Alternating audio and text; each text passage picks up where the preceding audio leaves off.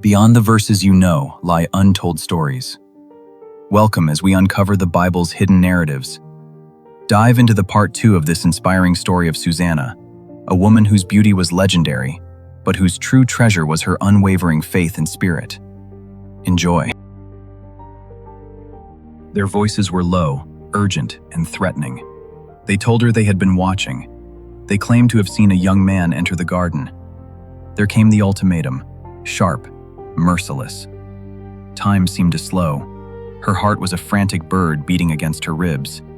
Susanna stood there, frozen, trapped between two horrors. The choice they offered was no choice at all. Refuse, and they would weave a lie of adultery, a public shaming that would end in her death. Submit, and she would stain her soul, betraying her God and herself. "I am trapped," she whispered, the words catching in her throat.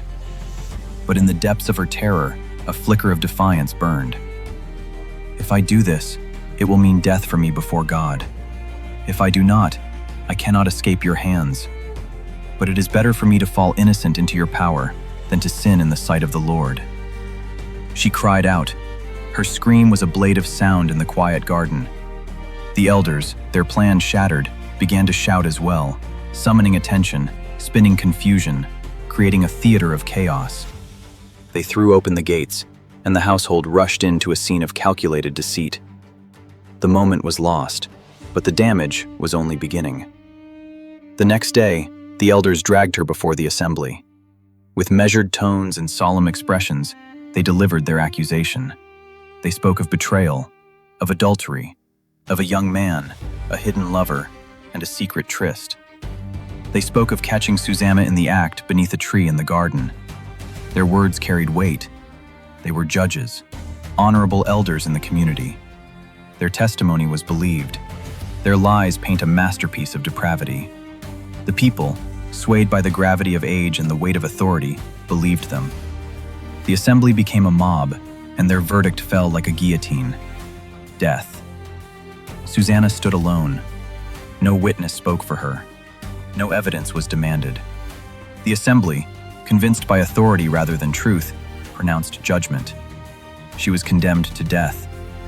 As she was led away, a spectacle of fallen virtue, Susanna's world crumbled to dust. The faces of her family were masks of grief, the crowd a sea of condemnation. Yet, as the stones of judgment were being gathered, a prayer, silent and desperate, tore from her soul. She looked to the heavens, her trust absolute. Not to the people, but to God. "Eternal God," her heart cried, "you know what is hidden. You know that these men have borne false witness against me. I am about to die, though I have done none of the things they accuse me of. Vindicate me." The heavens answered, not with thunder, but with a whisper that ignited a fire in the soul of a boy.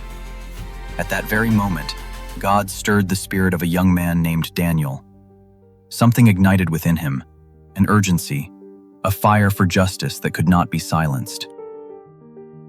Thank you for joining us on this journey into the past. If you were captivated by this story, please like, subscribe, and share your thoughts in the comments below. Until next time, keep seeking the stories hidden in plain sight. See you in part 3, How Susanna Was Vindicated. Watch the full story on my playlist.